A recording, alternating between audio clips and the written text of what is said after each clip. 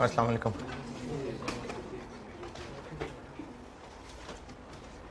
आप कॉस्ट में भी हैं? आप कॉस्ट में भी हैं? अच्छा, दुरूद शरीफ पढ़ लें।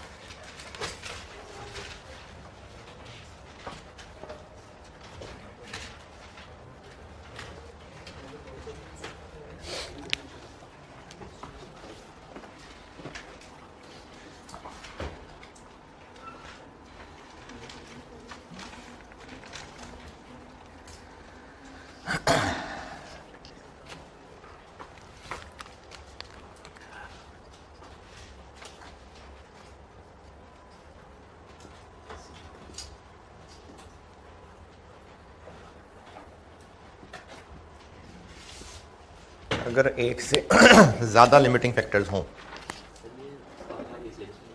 अरे अभी लिखा ही है मैंने, अभी देखो शाखें निकालता हूँ, देखो कौन कौन सी शाख निकलती हैं। पिछली क्लास में एक सवाल किया था, क्या ये सर क्या बता रहा हूँ पूरी बात तो कर लूँ। पिछली क्लास में एक सवाल किया था जिससे सिर्फ ये बता रहा था कि असली लिमिटिंग फैक्टर कैसे पहचानना है। ऊपर करो और डाटा देखिएगा। वो दो प्रोडक्ट्स थे और मटेरियल की रिक्वायरमेंट 32,000 किलो थी जबकि अवेलेबल 32,500 था, और मशीन आवर्स की रिक्वायरमेंट 27,000 थी जबकि अवेलेबल 25 था। अगर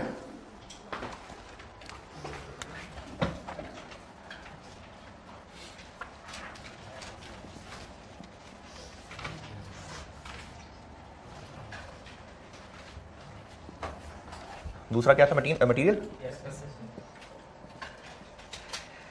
अगर मटेरियल रिक्वायर्ड है 32,000 और अवेलेबल 32,500 और मशीन आवर्स रिक्वायर्ड थे 27 लेकिन अवेलेबल थे 25, तो ये लिमिटिंग था, ये नहीं था। अब दोनों ही लिमिटिंग है, अब दोनों लिमिटिंग है। ये एक दफ़ा सवाल ऐसा आया है इसलिए ये डिस्कशन कर रहा हूँ, और ऐसा ट्रेंड चला है, होता रहता है कि पास वाले सवाल रिपीट हो जाते होते हैं। अभी इस दफ़ा भी वो एक स्प्रिंग टाइम वाला सवाल कॉपी हुआ, फिर इसके अलावा और एक और था गालिबन, वो भी पहले जैसा कॉपी था सवाल। तो ये एक दफ़ा सवाल आ चुका हुआ है, उसकी वजह से मुझे ये डिस्कशन करनी पड़ रही। ये दोनों लिमिटिंग हैं अब, क्योंकि दोनों ही रिक्वायरमेंट से कम अवेलेबल हैं। अगर ऐसा मसला बन गया तो फिर ये डबल सवाल हो जाएगा।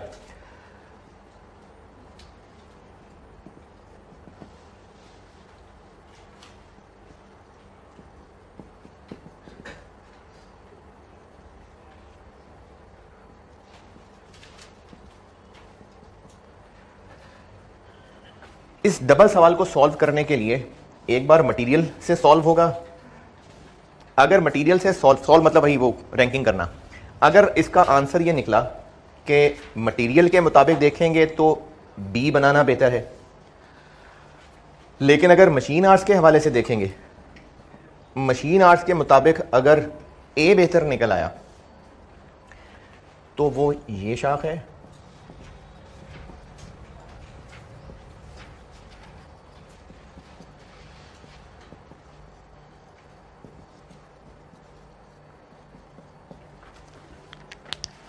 यानी मटेरियल के एतबार से रैंकिंग करके देखें। रैंकिंग करनी इसी तरह से ही है, कंट्रीब्यूशन पर यूनिट, कंट्रीब्यूशन पर केजी।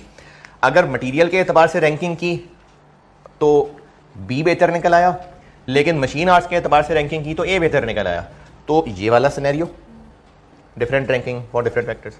लेकिन अगर मशीन आर्ट्स के मुताबिक भी ए बेहतर निकला और मटेरियल के एतबार से भी ए बेहतर निकला, तो फिर ये वाला सिनेरियो। अगर एक से ज्यादा लिमिटिंग फैक्टर हो जैसे ये है तो डबल सवाल रैंकिंग करके देखेंगे। अगर रैंकिंग इस फैक्टर के एतबार से भी इस फैक्टर के एतबार से भी सेम हो, सेम से मुराद ये है कि जिसकी पहली पोजीशन इसके मुताबिक है उसकी पहली पोजीशन इसके मुताबिक भी है, तो फिर ये सिनेरियो है। और अगर ये रैंकिंग डिफरेंट होती जो मैंने पहले लिखा था तो फिर ये सिनेरियो है। पहले तो ये सिनेरियो का फर्क देखिए, समझ आया क्या? नहीं नहीं, हाँ हाँ, सेम रैंकिंग, यानी अगर मैं ए बी,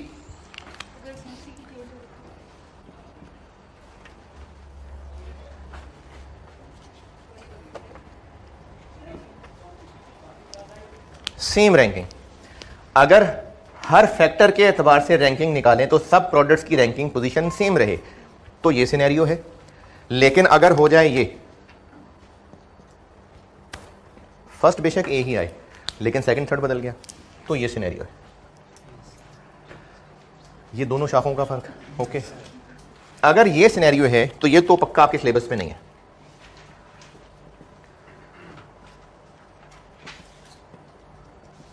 बल्कि ये सीए में ही नहीं है। अब आप इसके बगैर ही मर जाएंगे, ये नहीं सीख सकेंगे जिंदगी में आप। लेकिन खैर इसका कब्र में सवाल नहीं है, कोई मसला नहीं।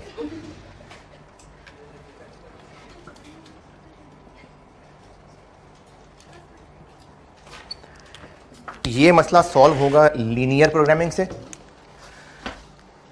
लीनियर प्रोग्रामिंग आपने क्यूएम में शायद पढ़ी हो कि नहीं, बीएफडी में भी पढ़ेंगे, लेकिन वो लॉन्ग टर्म डिसीजन मेकिंग वाली होगी। ये शॉर्ट टर्म डिसीजन मेकिंग वाली दिसंबर तक थी, उसके बाद खत्म हो गई सिलेबस में। अब आप जब पहुंचेंगे तो सिलेबस में नहीं होगी ये, तो ये आपके सिलेबस में नहीं।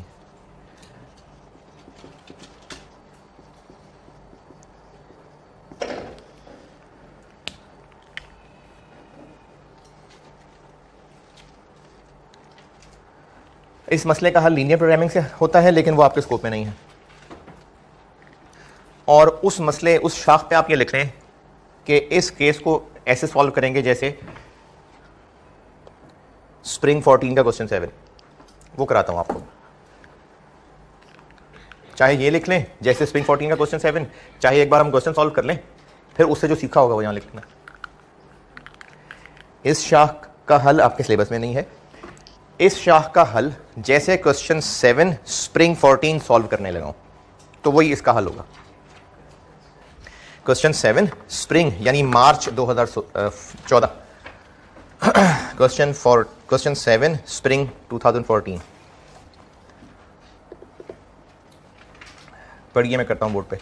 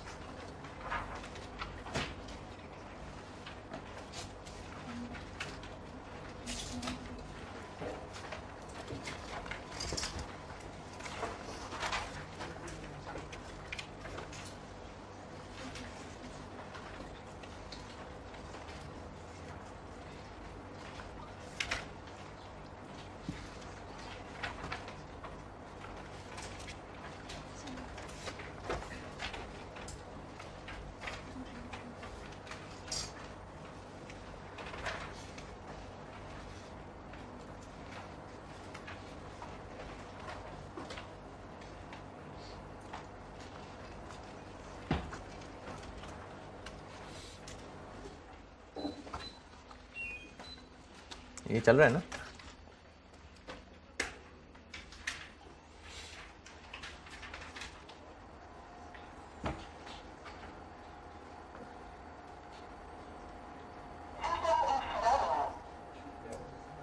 क्या हुआ? ये कैमरे से आवाज आई? कैमरे से आवाज आती है कि कैमरा रिकॉर्डिंग करता है? अच्छा,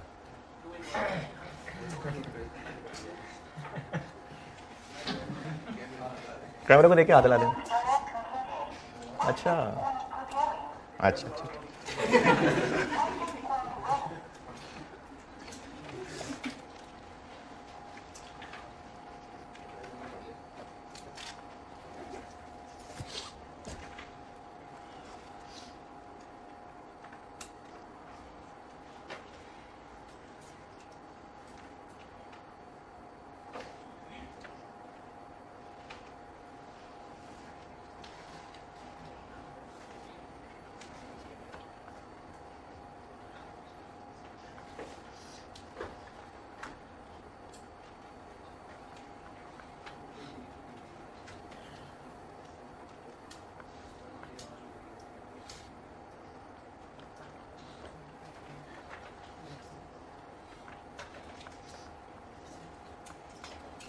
जी पढ़ लें तो शुरू करूं।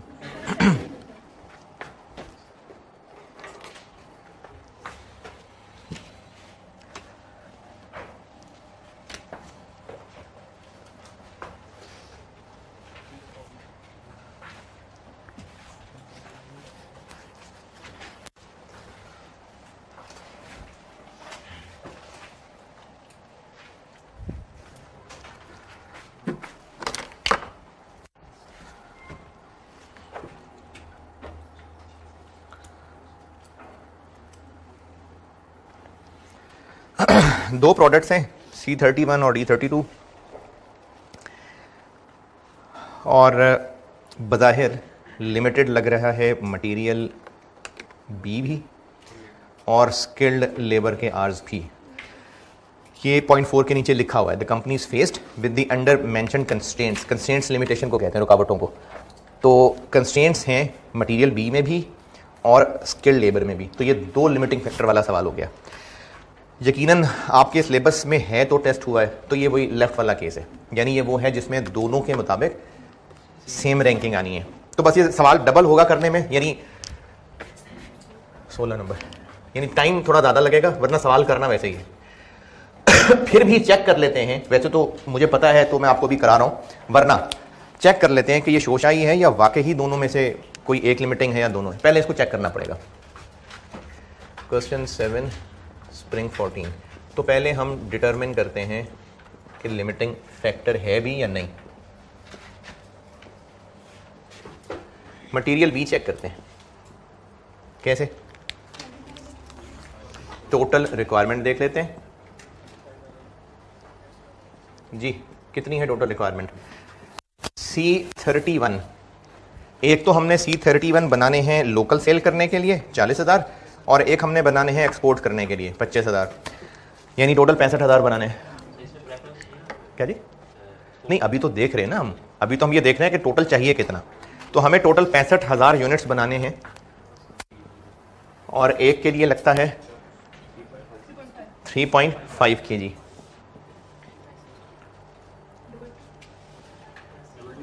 डबल 7 और D32 बनाने हैं, एक तो लोकल के लिए 50 और एक्सपोर्ट के लिए 24 74 और एक के लिए लगता है 2.6 192,400। तो टोटल चाहिए 4199 और अवेलेबल कितना है। अच्छा, अब ये ना, ये भी कॉस्ट के सवालों में एक और खासतौर पे इन्वेंटरी मैनेजमेंट के लेक्चर अगर आपने सुने हो, और आगे जो हमने सीवीपी पढ़ना है, टाइम पीरियड का भी ध्यान रखना है। इस वक्त हम लोग सवाल जो सॉल्व कर रहे हैं वो पूरे साल को सामने रख के कर रहे हैं। कैसे पता? एक तो शुरू में भी बताया हुआ है, फिर पॉइंट 1 में भी एनुअल का वर्ड है, फिर requirement for the next year. तो हम सारा काम इस वक्त साल का कर रहे हैं, जबकि जो 27,700 किलो कहा हुआ है वो पर मंथ है। तो अवेलेबल हो जाएंगे 27,700 इंटू 12 2400। तो हाँ जी, ये तो है लिमिटिंग। इसी तरह से स्किल्ड लेबर को भी चेक कर लेते हैं।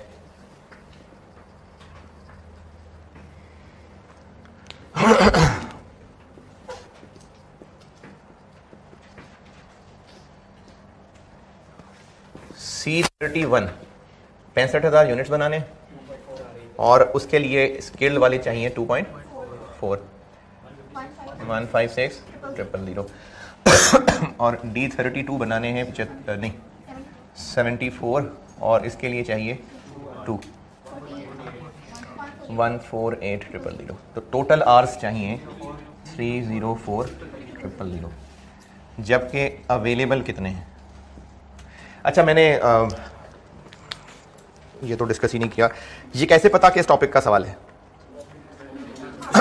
रिक्वायरमेंट में उसने ऑप्टिमम का वर्ड यूज कर लिया, और इससे पहले वाले सवाल जो इससे पहले किया था 2016 वाला पिछली क्लास में, उसमें ऑप्टिमम प्लान का वर्ड नहीं था। उसमें कहा हुआ था, एक तो पता चल रहा था कि लिमिटिंग फैक्टर है, उसमें 80,000 किलो अवेलेबल थे। दूसरा सवाल में लिखा हुआ था कि हर प्रोडक्ट के कितने कितने यूनिट्स बनाएं कि प्रॉफिट मैक्सिमाइज हो जाए। तो बेशक नाम नहीं लिखा हुआ था लेकिन काम से पता चल गया, यहां पर नाम लिख दिया ऑप्टिमल प्रोडक्शन प्लान, तो सवाल पहचाना जाता है, ये कोई इशू नहीं होता है सवाल को पहचानने में। तो ये इस टॉपिक का सवाल है।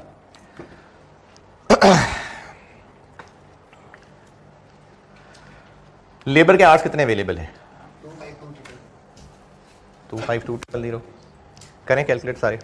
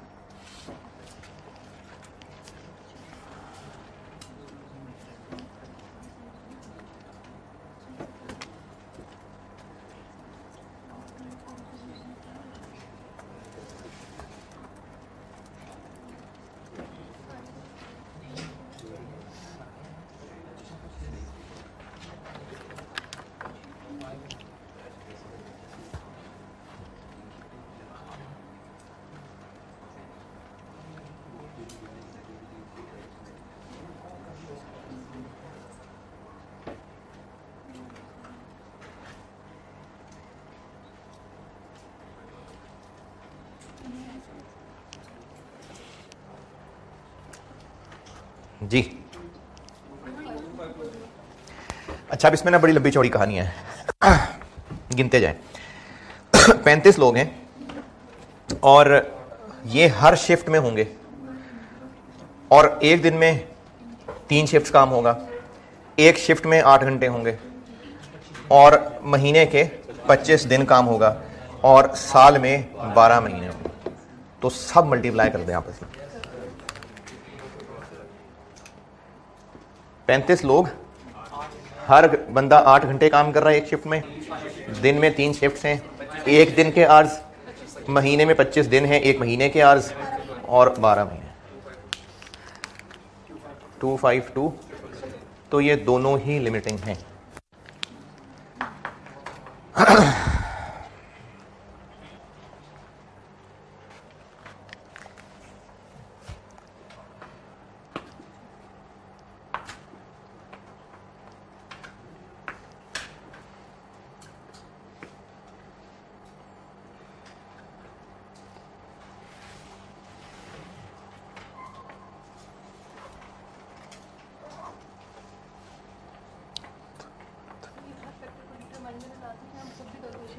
खुद कैसे? नहीं, अपने जज्बात एग्जामिनर तक पहुंचाने हैं ना, उसको बताना है कि क्या हमने कैसे कैलकुलेट किया है। और वैसे भी ये सारा कुछ ज़बानी जो करके देखना है तो लिख लें, तो लिखेंगे तो पेपर मार्क होगा ना। तो अब ये दोनों लिमिटिंग फैक्टर आ गए, अब हमें दोनों पे सवाल सॉल्व करना पड़ेगा, यानी दोनों पे रैंकिंग निकालनी पड़ेगी। C31 और D32। सेल प्राइस, हाँ जी, सेल प्राइस कितनी? हाँ, एक्सपोर्ट और लोकल की अलग अलग है। नहीं, लेकिन हमने तो कंट्रीब्यूशन निकालनी है ना, तो सेल प्राइस अलग है तो कंट्रीब्यूशन भी अलग ही होनी है। तो कौन सी सेल प्राइस लिखें? अलग कॉलम बनाए, यानी C31 लोकल अलग, एक्सपोर्ट अलग, D32 लोकल अलग, एक्सपोर्ट अलग। कॉस्ट सेम है लेकिन हमने कंट्रीब्यूशन निकालनी है ना, ऐड कर दें। मतलब मैं इस वक्त ये जो फिगर्स कैलकुलेट कर रहा हूँ ये पर यूनिट ले रहा हूँ मैं, पर यूनिट। तो सेल प्राइस ऐड कर दें, एवरेज ले लें, अलग अलग कर लें, यानी C31 के 2 कॉलम, D32 के 2 कॉलम। ऐसे ही करते अगर रिक्वायरमेंट ध्यान से पड़ी होती तो रिक्वायरमेंट में लिखा हुआ है कि एक्सपोर्ट हम मना नहीं कर सकते, एक्सपोर्ट करनी ही करनी है। अच्छा, ये जो हम लोग कैलकुलेशन कर रहे होते हैं, इसका एंड रिजल्ट क्या निकलता है? क्यों करते हैं कैलकुलेशन? रैंकिंग ना। तो हमने रैंकिंग उसकी करनी है जो हमारी मर्जी है कि प्रोड्यूस करें ना करें। एक्सपोर्ट तो करनी ही करनी है, तो जब करनी ही करनी है तो उसकी रैंकिंग करने की जरूरत ही नहीं है। दोबारा सुने, रिक्वायरमेंट में लिखा हुआ है कि हम लोग बाउंड हैं एक्सपोर्ट्स करने के, हम नहीं कैंसिल कर सकते क्योंकि इतने हैवी फाइन्स हैं कि हम उनको कैंसिल नहीं कर सकते। तो एक्सपोर्ट्स जब करनी ही करनी है तो C31 की भी एक्सपोर्ट करनी है, D32 की भी करनी है। तो जब एक्सपोर्ट करनी ही है फिर रैंकिंग क्या करनी है उसकी करके? क्या पता है कि एक्सपोर्ट की रैंकिंग चौथी आ जाती, फिर करनी तो करनी है। तो इसलिए एक्सपोर्ट को यहां नहीं लिखना। अगर ये ना कहा होता तो हम 4 प्रोडक्ट्स कंपेयर करते। C31 लोकल को अलग प्रोडक्ट कहते, C31 एक्सपोर्ट को अलग प्रोडक्ट कहते, क्योंकि दोनों की कंट्रीब्यूशन फर्क है। कंट्रीब्यूशन क्यों फर्क है? कॉस्ट तो सेम है, सेल प्राइस फर्क है। तो इसलिए हम यहां 4 कॉलम जरूर बनाते अगर रिक्वायरमेंट में एक्सपोर्ट को कमिटेड ना कहा होता तो अब जब एक्सपोर्ट करनी ही करनी है तो फिर डिसीजन मेकिंग किस में है? सिर्फ लोकल में, इसलिए सिर्फ लोकल लिखनी है। हाँ? अच्छा, वो मैंने गुलबर्ग में कर दी थी बात, गांटो में नहीं हुई थी ये बात। कमिटमेंट वाली प्रोडक्शन को पहले लिखना है और उसके बाद फिर रैंकिंग पे आना है। तो अगर 2-3 प्रोडक्ट्स हैं जिनकी कमिटमेंट की हुई है, उनमें कौन सी पहले बनाएंगे? 2 प्रोडक्ट्स हैं, दोनों की कमिटमेंट है रैंकिंग के मुताबिक।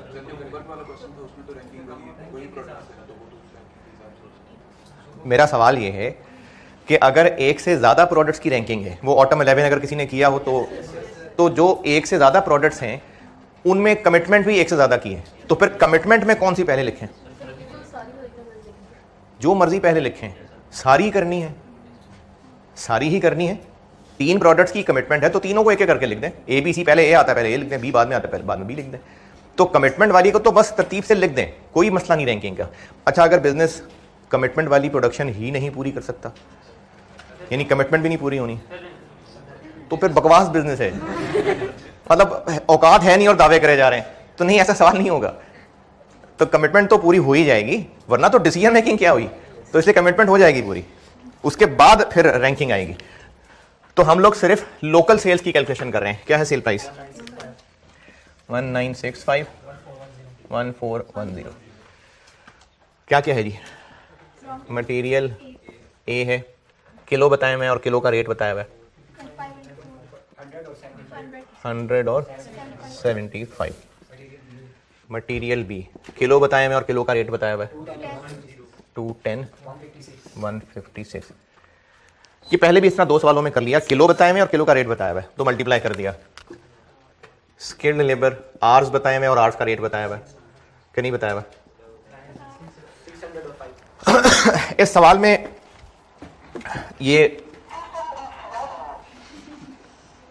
इस सवाल में काम थोड़ा ज्यादा हो गया ना, इसलिए बाकी फिगर्स पे स्ट्रेट फॉरवर्ड है। तो मटेरियल के किलो बता दिए और साथ ही अंग्रेजी के उनका रेट बता दिया। इसी तरह लेबर के आर्स बता दिए और साथ ही अंग्रेजी में उनका रेट पर आर बता दिया। 250 पर आर है, लेकिन इसको हमें पर यूनिट बना के लिखना है। तो किलोस को 25 और 60 से मल्टीप्लाई कर लिया और स्किल्ड, अच्छा स्किल्ड लेबर 600 और सेमी स्किल्ड 600 300। वेरिएबल ओवरहेड्स ये दिए हुए हैं 125 और 60 330 319। ये हो गया कंट्रीब्यूशन पर यूनिट। जहां तक पहुंचे फिर आगे करता हूं।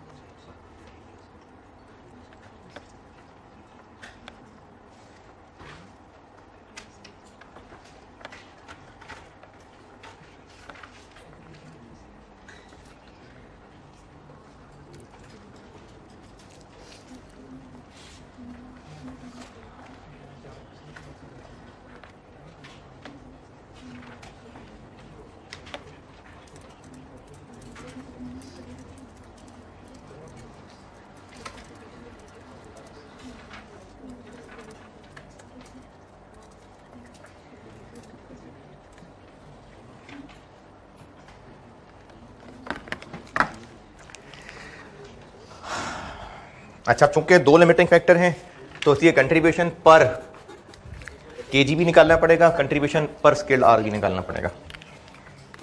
मटेरियल बी देख लेते हैं पहले। मटेरियल बी एक यूनिट के लिए कितने किलो चाहिए? 3.5 केजी चाहिए और इसके लिए 2.6 केजी चाहिए। तो कंट्रीब्यूशन पर केजी बन गया 94.29, 122.69।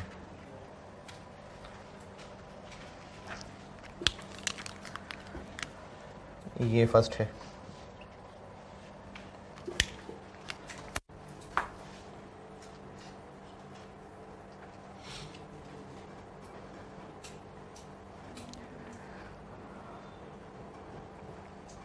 अब रैंकिंग करनी है स्किल्ड के हिसाब से, तो ये सारा साल दोबारा सॉल्व कर, नहीं ये तो कर ही लिया हुआ है, बस यहीं पर ही नीचे स्किल्ड लेबर,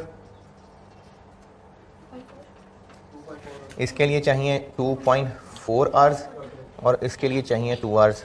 तो कंट्रीब्यूशन पर आवर बन गई 137.5।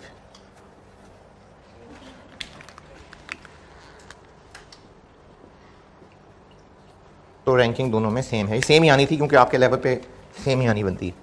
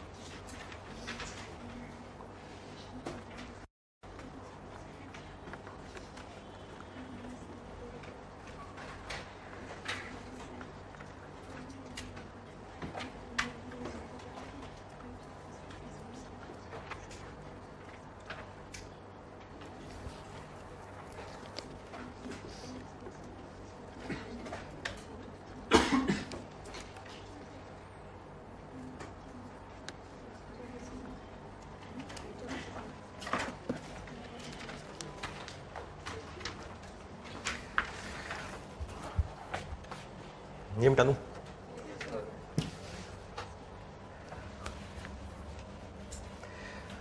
अब चूंकि दो लिमिटिंग फैक्टर हैं तो ये डबल सवाल हो गया,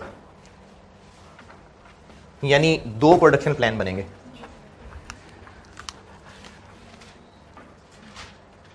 एक प्रोडक्शन प्लान बनेगा मटेरियल के एतबार से,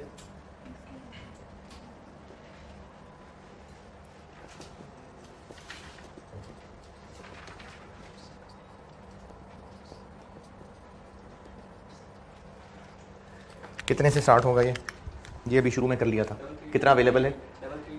332,400। पहले कमिटमेंट एक्सपोर्ट्स,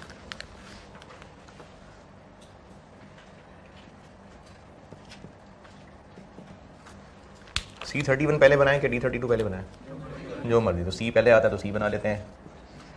C के एक्सपोर्ट करने हैं 25,000 और D के एक्सपोर्ट करने हैं 24,000। 25,000 यूनिट्स बनाएंगे तो मटेरियल बी के कितने किलो खा जाएगा ये? 87,500। और ये 24,000 यूनिट्स कितने किलो खा जाएंगे? 6 to 4 तो बेशक दोनों को इकट्ठे ही कर लें, कितने बच जाएंगे?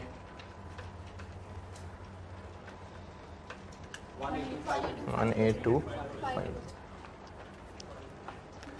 यहां से आगे अब रैंकिंग चलेगी।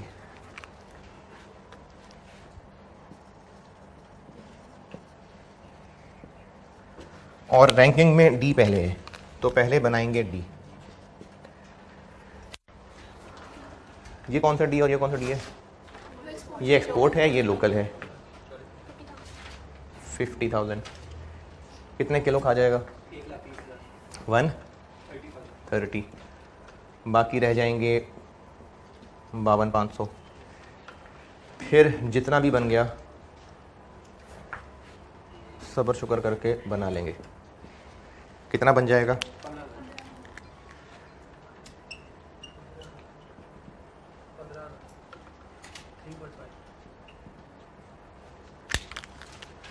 15,000।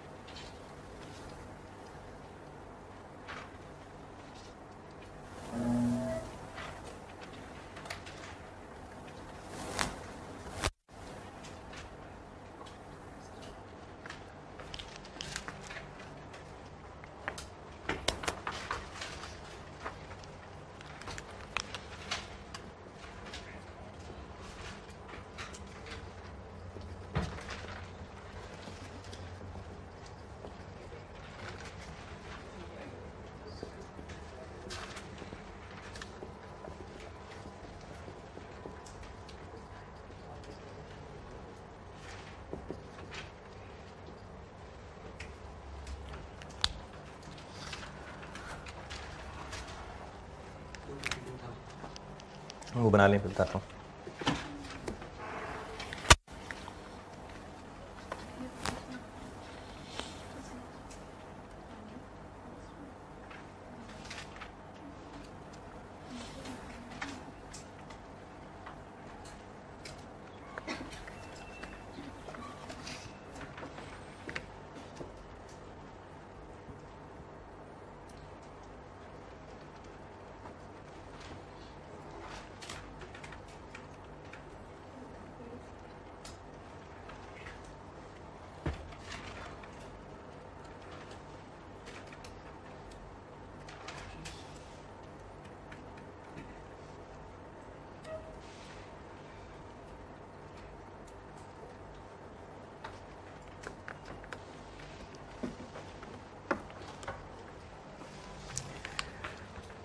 ये स्टार्ट होगा कितने से?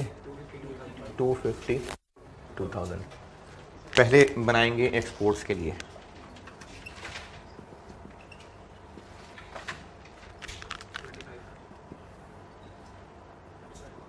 कितने घंटे यूज़ हो जाएंगे? 60,000।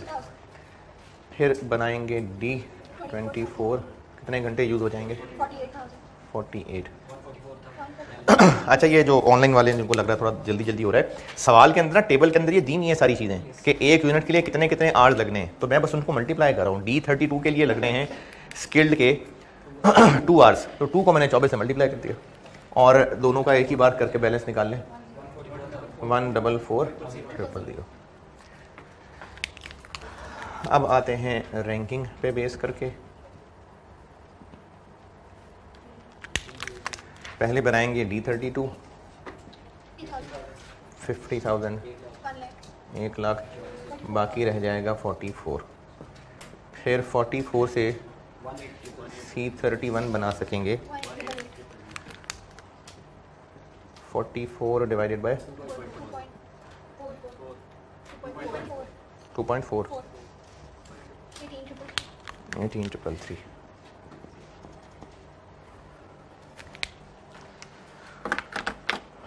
ये नोट कर लें, फिर कंक्लूजन बताता हूँ।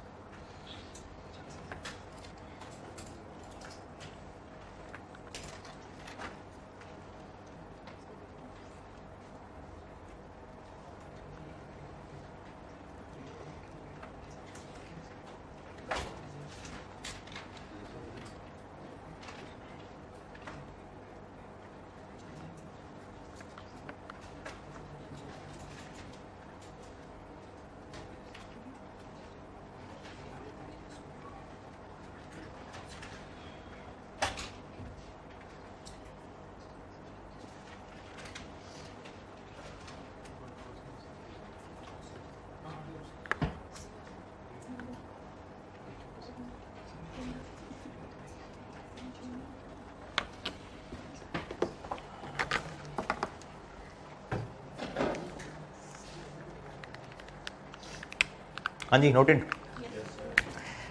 मटेरियल के एतबार से देखेंगे तो ये प्रोडक्शन प्लान है, और लेबर के हिसाब से देखेंगे तो ये प्रोडक्शन प्लान है। तो ऑप्टिमम प्रोडक्शन प्लान कौन सा है? मटेरियल वाला, लेबर वाला। क्यों लेबर वाला? नहीं, आपने कहा है कि लेबर वाला प्लान, ये लेबर वाला, लेकिन इसमें तुम ज़्यादा यूनिट्स बना, तो फिर ये बेहतर है। बात इसमें से बेहतर की नहीं हो रही, पॉसिबल ही नहीं होगा ये जो इस वक्त प्लान है ना, ये स्किल्ड लेबर की बेस पे है, इग्नोरिंग बाकी मसले। हालांकि बाकी मसले हैं, तो इस प्लान से नजर आ रहा है कि अभी 15,000 ही बने होंगे तो मटेरियल ही खत्म हो जाएगा। तो लेबर फारिग बैठा रहे, जब मटेरियल ही नहीं है तो इनसे हमने क्या काम ले लेना है? लेबर की अपनी शॉर्टेज भी है, लेकिन वो शॉर्टेज इतनी है कि वो 18,000 तक यूनिट्स बना पाते, लेकिन 18 तक बनाने की नौबत ही नहीं आएगी, मटेरियल ही खत्म हो जाएगा। तो इसलिए इन दोनों प्लान से पता चल रहा है कि चूंकि पॉसिबल ही वो वाला प्लान है, ये पॉसिबल ही नहीं है, इसलिए वो ऑप्टिमम प्रोडक्शन प्लान है। और इसका कंक्लूजन भी हम यही बता रहे हैं कि मटेरियल के मुताबिक जो प्रोडक्शन प्लान है वही पॉसिबल है, लेबर वाला प्रोडक्शन प्लान पॉसिबल ही नहीं है, क्योंकि मटेरियल उससे पहले ही खत्म हो जाएगा। इसलिए मटेरियल वाला प्लान ही ऑप्टिमम प्रोडक्शन प्लान है।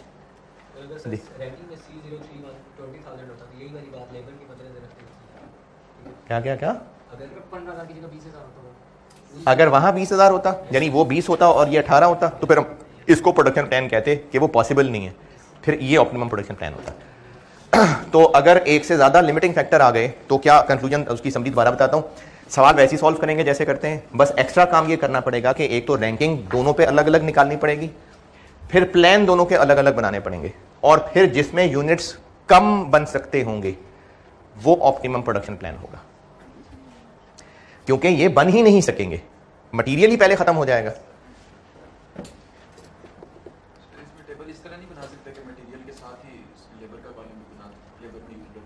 दोबारा बोलिए। मतलब टेबल को सिर्फ कंबाइन कर देना कि मटेरियल बी में जैसे यूज्ड अप बैलेंस का कॉलम है, इसी के आगे साथ लेबर का भी यूज्ड अप बैलेंस का कॉलम है, लेकिन होंगे वो अलग अलग कॉलम। होंगे कॉलम। हाँ, इकट्ठे बना लें टेबल, कोई बात नहीं, इकट्ठे बना लें। ये बात आई समझ? देखें, आपके पेपर में 3 घंटे आपको दिए हैं, तो 3 घंटे थोड़े हैं कि ज़्यादा हैं? थोड़े हैं। लेकिन अगर आपको पेपर ही नहीं आता तो फिर 3 घंटे का मसला ही नहीं है ना, फिर तो पहले ही आप पेपर करके बैठ जाएंगे, तो मटेरियल ही खत्म हो जाएगा, तो टाइम लिमिटेशन तो तंग ही नहीं करेगी। तो इसलिए मटेरियल वाला प्लान ही ऑप्टिमम प्रोडक्शन प्लान है।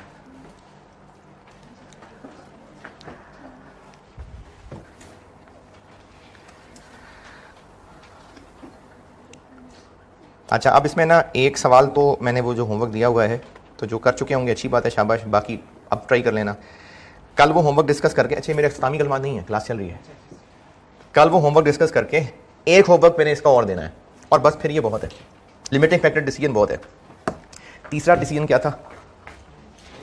मेक और बाय पे आते हैं। ये सब नोटेड।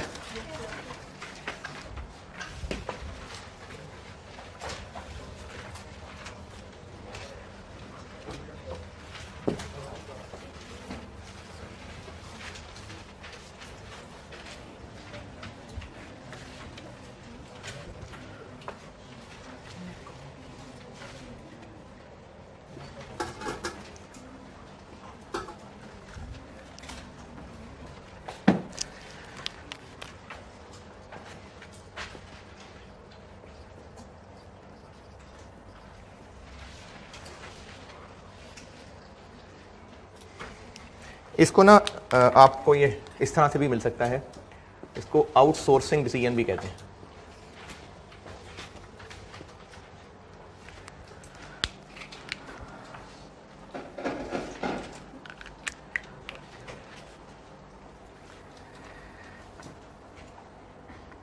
अच्छा, इसका थ्योरेटिकल पोर्शन अभी ही बता देता हूँ। इस चैप्टर में बाकियों का नहीं है कोई ख़ास, इसी का ही है, आउटसोर्सिंग डिसीजन का। अच्छा, वो मुझे एक स्टूडेंट ने कहा था कि आप जो थ्योरेटिकल पोर्शन पेज नंबर बताते हैं वो तो हमारे पास मैच ही नहीं कर रहा होता, तो आपने ना पिछले सेशन वाली डाउनलोड की होगी, इस सेशन वाली डाउनलोड करें। मैं आपको इस सेशन वाली बुक से बताता हूँ पेज नंबर। ये अभी सेशन के शुरू में बुक अपलोड हुई थी, उसमें एक नया चैप्टर एडिट था, तो अगर आपने कुछ 6 महीने पहले डाउनलोड की हुई है तो वो पुरानी बुक थी।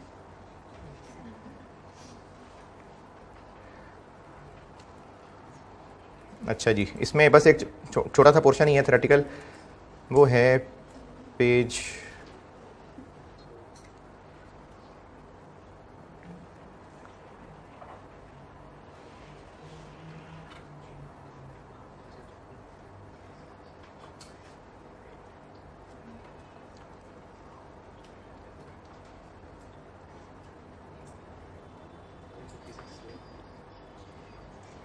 ये क्या हो रहा है?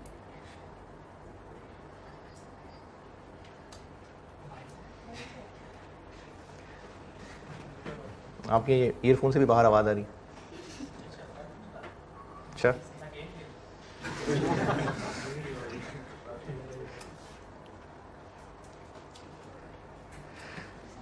Page 572,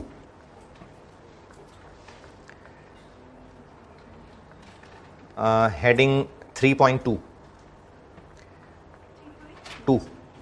make or buy decisions non financial considerations. ये पूछा जा सकता है 2-4 नंबर का। चैप्टर नंबर आखिरी है, चैप्टर नंबर 16, पेज 572, थोड़ा सा 572 पे है और बाकी थोड़ा 573 पे है। ये तकरीबन एक पेज बनता है तकरीबन, है?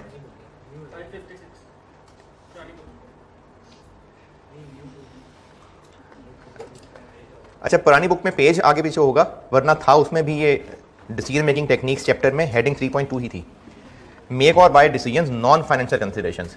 इसका मतलब ये है कि हम तो कॉस्ट एंड मैनेजमेंट अकाउंटिंग पढ़ रहे हैं ना, हमने तो डिसीजन मेकिंग जो भी करनी है वो तो रुपए पैसे को देख के करनी है। नॉन फाइनेंशियल कंसिडरेशन का मतलब है कि पैसों के अलावा और क्या फैक्टर्स हो सकते हैं। जैसे अगर आपने फैसला करना है कि किस कैंपस में क्लास पढ़नी है, तो इस डिसीजन के लिए फाइनेंशियल फैक्टर्स क्या होंगे, फीस कितनी है, आने जाने का किराया कितना है, हॉस्टल का किराया कितना है। नॉन फाइनेंशियल फैक्टर्स ये हैं कि सीट्स कंफर्टेबल कहाँ हैं, एसी काम करते हैं कि नहीं करते, ये नॉन फाइनेंशियल फैक्टर्स है। टाइमिंग क्या है, तो ये नॉन फाइनेंशियल फैक्टर्स होते हैं जिसमें रुपया पैसा इन्वॉल्व नहीं है, अदर फैक्टर्स हैं। तो पूछा इसमें यह जा सकता है कि क्या अदर फैक्टर्स हैं या नॉन फाइनेंशियल फैक्टर्स हैं ये डिसीजन करने के लिए कि आउटसोर्सिंग करें या ना करें। ये एक पेज है और इसको रट्टा लगाने की बिल्कुल जरूरत नहीं है, आप ये खुद से भी पॉइंट बना सकते हैं। मैं भी ये टॉपिक पढ़ाऊंगा ना तो आपको बताऊंगा, खुद भी पॉइंट बना सकते हैं। फिर भी एक दफ़ा पढ़ लीजिएगा तो जरा अंग्रेजी मिल जाती है लिखने के लिए, वरना अपने पास अंग्रेजी की कमी होती है। तो ये है इस चैप्टर में से बस मेक और बाय डिसीजन। क्या लगता है नाम से, क्या डिसीजन है ये मेक और बाय? जो प्रोडक्ट हमने बेचना है वो या तो हम बना लें, या बेचना क्या इस्तेमाल भी करना हो सकता है, वो या तो हम खुद बना लें या खरीद लें। अच्छा, इसको आउटसोर्सिंग डिसीजन क्यों कहते हैं? क्योंकि आउटसोर्स यही है कि जो काम खुद करना था वो किसी और से काम करवा लें। तो या तो खुद कर दें, खुद बना लें, या किसी और से बनवा लें, मतलब किसी से बना हुआ खरीद लें। तो इसको आउटसोर्सिंग डिसीजन कहते हैं कि या तो खुद बना लें या हम किसी से खरीद लें। अच्छा, इस डिसीजन के लिए ये रेलिवेंट चीज लग रही है कि हम प्रोडक्ट बेचते कितने का है? तो इसमें डिसीजन क्या ख्याल है, कैसे होना चाहिए? जो सस्ती ऑप्शन है वो चूज कर लो, बिल्कुल ऐसे ही है। तो इसमें आगे मजीद 2 केसेस हैं, एक अभी बता रहा हूं, बाकी फिर कल बताऊंगा। 3.1 सिंगल प्रोडक्ट डिसीजन।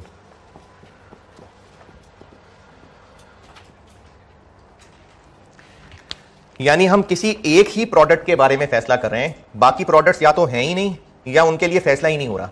फैसला सिर्फ और सिर्फ एक प्रोडक्ट को सामने रख के हो रहा है आइसोलेशन में, बाकी प्रोडक्ट्स को हम इसके साथ कंफ्यूज नहीं कर रहे। इसको मैं सिंगल प्रोडक्ट डिसीजन कह रहा हूं कि एक ही प्रोडक्ट है और उसके बारे में हम ये फैसला करना चाह रहे हैं कि इसको खरीदें या बनाएं। तो इसका जवाब आपने ऑलरेडी पहले ही दे दिया है। इसमें हम चलो स्टेप्स कह देता हूं। इसमें हम पहले तो कैलकुलेट करेंगे रेलेवेंट, क्योंकि डिसीजन मेकिंग है ना, तो जब भी डिसीजन मेकिंग है तो रेलेवेंट चीज़ें ही होती हैं। तो हम रेलेवेंट कॉस्ट्स कैलकुलेट करेंगे। मैं बल्कि ना कॉस्ट की बजाय रेलेवेंट आइटम्स कह देता हूं, क्योंकि हो सकता है कि एक ऑप्शन पे जाने से कोई इनकम भी आ रही हो, तो वो भी कंसिडर कर लेंगे, इसलिए मैं रेलेवेंट आइटम्स कह देता हूं।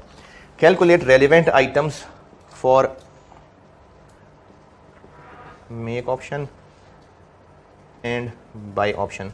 दोनों ऑप्शंस को हम अलग अलग सॉल्व करेंगे और हर ऑप्शन की जो भी रेलेवेंट आइटम्स बनती हैं, मोस्टली वो कॉस्ट ही होगी, लेकिन हो सकता है कि एक ऑप्शन में कोई इनकम भी आ रही हो, लाइक स्क्रैप से एक इनकम आ रही हो, तो वो फिर इनकम हो जाएगी। दोनों ऑप्शंस को अलग अलग सॉल्व करेंगे और दोनों में से जो बेहतर ऑप्शन होगी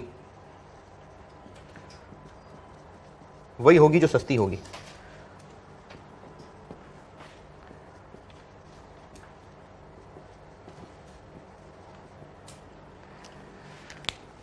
जिसकी सबसे कम कॉस्ट पड़ेगी वो रेलेवेंट होगी, वो बेहतर होगी।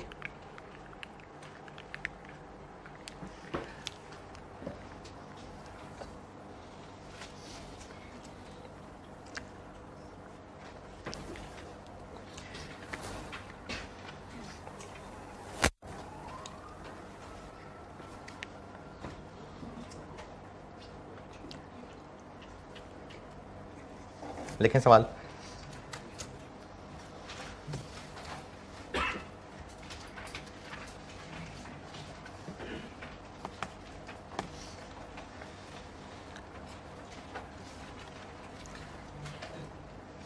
Annual requirement of product A, annual requirement of product ए, ये नोट करिए। क्या कर रहे हैं अभी? चलें कर रहे हैं तो कर लें।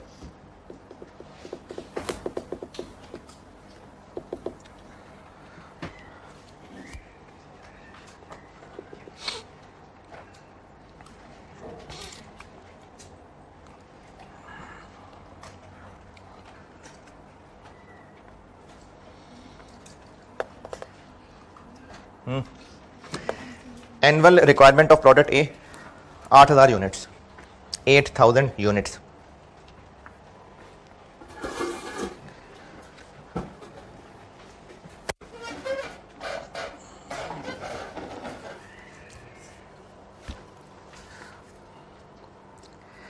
currently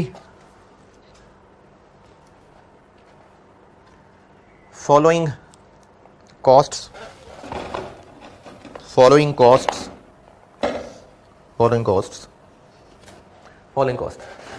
are incurred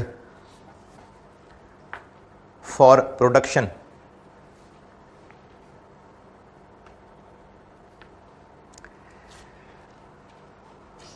अब इन फॉलोइंग कॉस्ट में एक लिखें, direct material cost,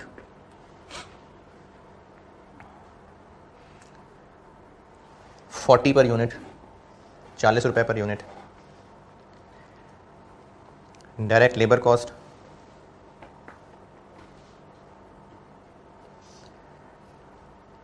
$60 per unit. Variable FOH,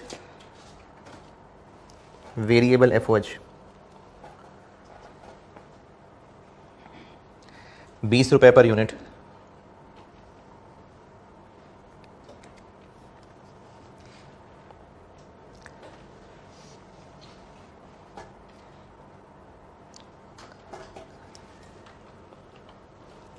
monthly rental of production machine monthly rental of production machine 5,000 रुपये।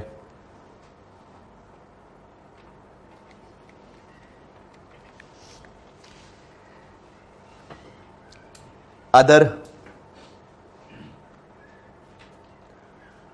Allocated general overheads, general fixed overheads, other allocated general fixed overheads 75,000 per year, 75,000 per year. ये है अभी इस वक्त production से related data.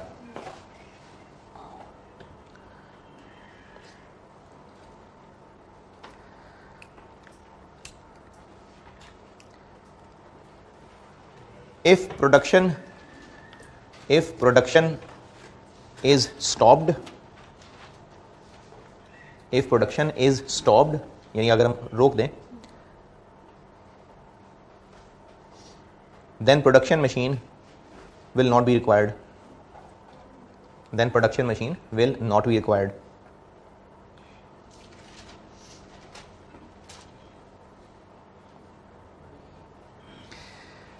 A vendor has offered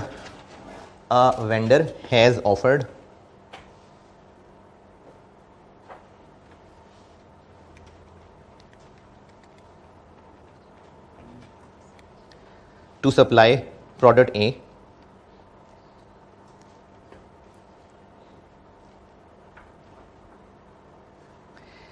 at a price of 120 रुपये per unit, 120 per unit.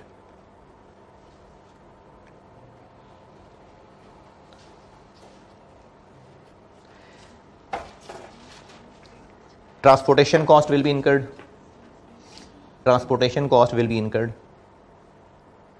at 4 रुपये per unit, ₹4 per unit.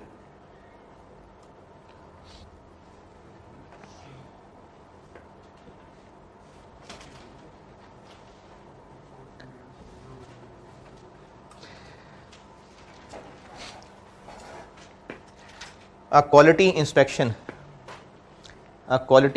supervisor will be hired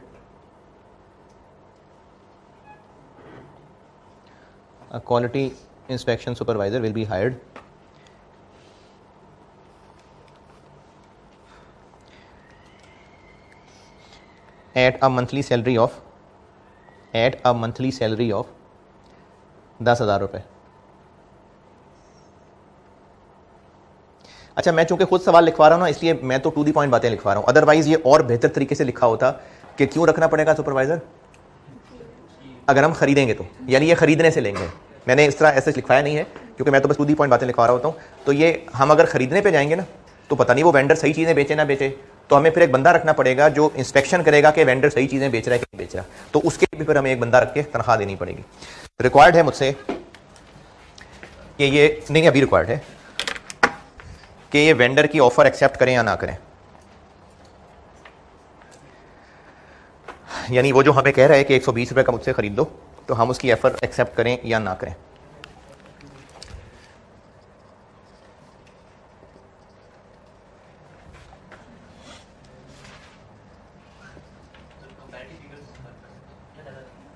क्या मतलब कंपैरेटिव? चीज़ें अलग अलग हैं तो फिर अलग अलग ही बना लेना। तो कॉलम तो तब बनाए अगर चीज़ें एक जैसी हों। ये अलग है, ये अलग है।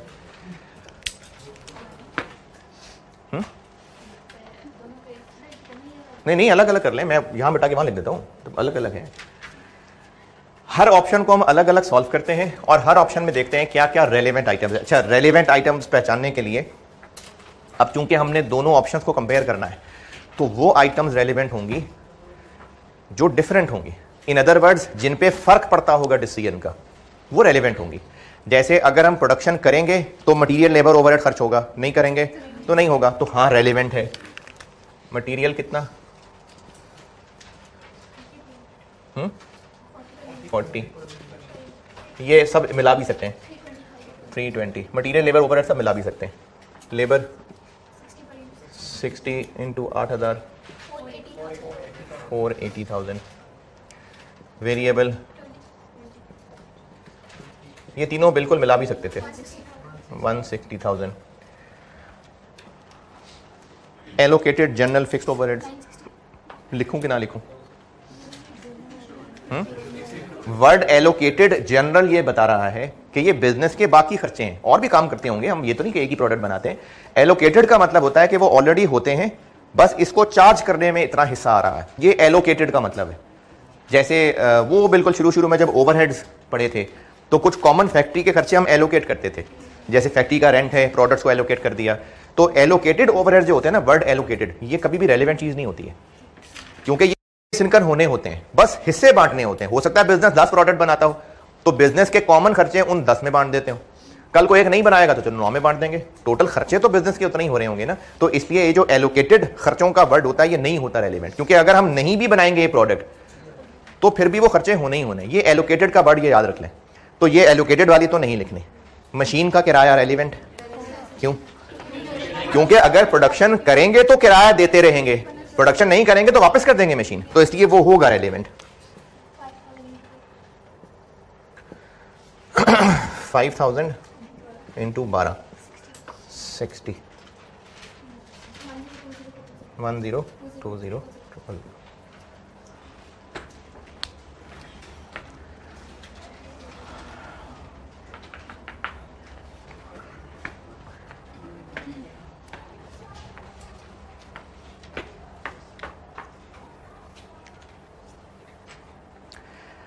अच्छा, ये दोनों ऑप्शन ना अलग अलग सॉल्व कर रहे हैं, ये जरूरी नहीं कि आप भी पेज को आधा करके कंपैरिजन करें, मैं तो वैसे ही बस इधर लिख रहा हूं और इधर लिख रहा हूं। अगर बाय करें तो क्या खर्चा होगा जो बाय ना करते तो ना होता? यही जो तीनों खर्चे बताए हैं। एक तो हमें इसको परचेज करने पे 120 रुपए देने होंगे, ये भी दोनों को मिला सकते हैं 960। ट्रांसपोर्टेशन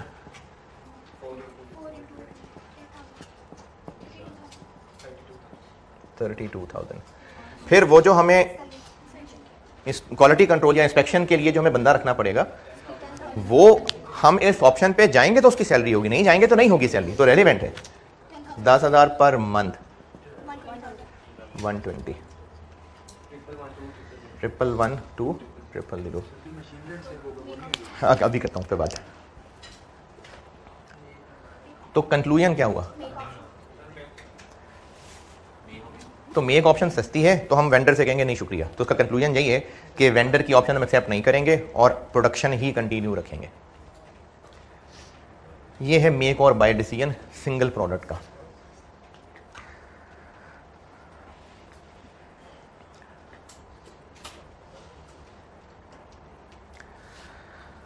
अच्छा, चूंकि मैंने अभी सामने ये सॉल्व किया हुआ है ना, इसलिए अभी जिक्र कर रहा हूं। वैसे तो आपके दिमागी हालत देख के मुझे लगता है फायदा नहीं मुझे होगा, लेकिन अभी कर रहा हूं जिक्र। समझ आ गया तो ठीक है, नहीं तो मैंने 2-3 दिन बाद दोबारा करना है इस पर जिक्र, और तब मैं आपको ये पेजेस पर हटवा के इससे रिलेट करूंगा कि फलाना पेजेस खोल के देखिए। अभी करता हूं, अगर समझ आ जाए तो ठीक है, नहीं तो तब कर लूंगा। ये जो परचेज ऑप्शन लिखी है यहाँ, मशीन हमने रेंट पे ली हुई थी। अगर परचेज ऑप्शन पे जाएंगे तो वो जो मशीन का रेंट पड़ता था वो नहीं पड़ेगा, तो उसको एज अ सेविंग दिखा दें यहाँ। हैं, देखें, हमने पहले प्रोडक्शन करनी थी तो उस पर मटीरियल लेबर ओवरहेड लगता था, मशीन किराए पे ली हुई थी, मशीन का किराया जाता था। अगर बाय ऑप्शन पे चले गए तो वो जो खर्चा होता था वो सेव हो जाएगा। ली हुई है ना हमने, तो कह रहा हूं हमने मशीन रेंट पे ली हुई है।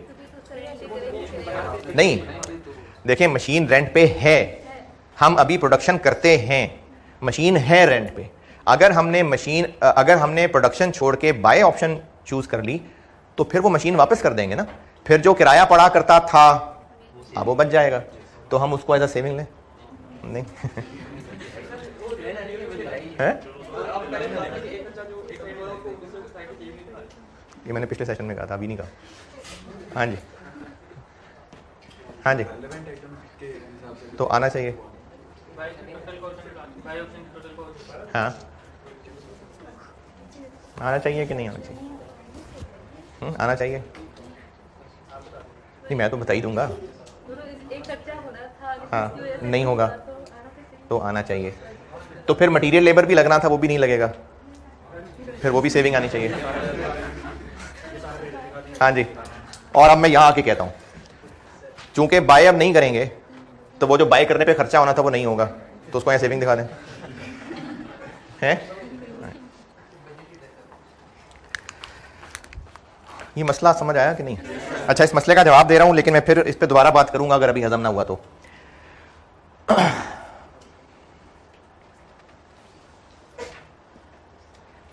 5 ज्यादा है कि 3 ज्यादा है? अरे वाह जबरदस्त, 5। एक जॉब ए, एक जॉब बी, इससे 5 रुपए फायदा आएगा, इससे 3 रुपए फायदा आएगा, तो कौन सी जॉब बेहतर है? ए। कैसे किया फैसला? सीरियसली कैसे किया फैसला? 5 और 3 को कंपेयर किया और आपको पता है कि 5 ज्यादा है, इसलिए जॉब ए बेहतर है। इस फैसले को हम ऐसे भी प्रेजेंट कर सकते थे कि जॉब ए कर लेते हैं, अगर जॉब ए कर लिया तो 5 मिलेगा। अच्छा, अब मैं जैसे सॉल्यूशन कर रहा हूं, फोकस क्या है? जॉब ए कर लेते हैं, यानी मैं सिर्फ जॉब ए को देख रहा हूं, जॉब ए कर लेते हैं, 5 का बेनिफिट होगा। लेकिन जॉब ए किया तो बी नहीं कर सकेंगे, अपॉर्चुनिटी कॉस्ट टाइप चीज, फिर भी 2 का फायदा है, तो जॉब ए कर लें। यहां पर क्या फैसला था? जॉब ए कर लें। तो हमने अगर 2 ऑप्शंस को चूज करके उनमें से कोई एक सिलेक्ट करना है, सवाल को प्रेजेंट करने के 2 तरीके हैं, या तो दोनों को अलग अलग सॉल्व करें और दोनों के एंड रिजल्ट कंपेयर कर लें, या किसी एक का करना लें और उसके करते हुए दूसरे का ना हो पाना भी लें और फिर नेट के ऊपर फैसला करें। अगर 2 ऑप्शंस या 3 भी हो सकते हैं, लेकिन अभी 2 ऑप्शंस को कंपेयर करना है, कोई एक चूज करनी है, तो या तो दोनों को अलग अलग सॉल्व करें और दोनों का एंड रिजल्ट कंपेयर करें, या फिर किसी एक को सॉल्व कर लें और उस एक में जो होगा वो लिखें और जो दूसरे में नहीं हो सकेगा वो एज अ नेगेटिव लिखें, फिर देखें नेट रिजल्ट क्या आता है। या तो ऐसे सॉल्व करें या ऐसे सॉल्व करें, लेकिन ऐसे नहीं सॉल्व करना कि जॉब ए करेंगे तो 5 होगा, 3 नहीं होगा, और जॉब बी करेंगे तो 3 होगा, 5 नहीं होगा, तो यहां 2 का फायदा है, यहां 2 का नुकसान है। ये नहीं करना। जब हमने ऑप्शंस को अलग अलग प्रेजेंट कर लिया ना, फिर एक को दूसरे में कुर्बानी नहीं दिखानी, ये हम डबल डबल कर जाएंगे। दोनों जॉब में फर्क कितना है? 2 रुपए का। ऐसे करने से फर्क कितना जाहिर हो गया? 4 रुपए का। तो हमने डबल कर दिया। तो अगर एक से ज्यादा ऑप्शंस को कंपेयर करना है तो 2 तरीके हैं प्रेजेंट करने के। किस में कौन सा तरीका लगाना है, जिसमें आप देखेंगे जिसमें आसानी होगी ना, हम उस हिसाब से चला करेंगे। या तो दोनों को अलग अलग सॉल्व करें और फिर अलग अलग ही रखें, एक दूसरे के साथ मिक्स ना करें, और एंड रिजल्ट कंपेयर कर लें, या फिर किसी एक को ही सॉल्व करें और उसमें जो जो होना है वो लिखें और फिर दूसरे का ना होना भी उसमें लिखें और नेट की बेस पे फैसला करें। तो इसलिए हम चूंकि इन दोनों को अलग अलग सॉल्व कर रहे थे, तो यहां पर मशीन का रेंट है लिख दिया, या नहीं है नहीं लिखा। यहां मशीन का रेंट लिखें और यहां ना होना सेविंग दिखाएं, वो डबल डबल हो जाएगा, इसलिए मशीन का रेंट यहां सेविंग नहीं दिखाया। ठीक है जी, अल्लाह हाफिज़।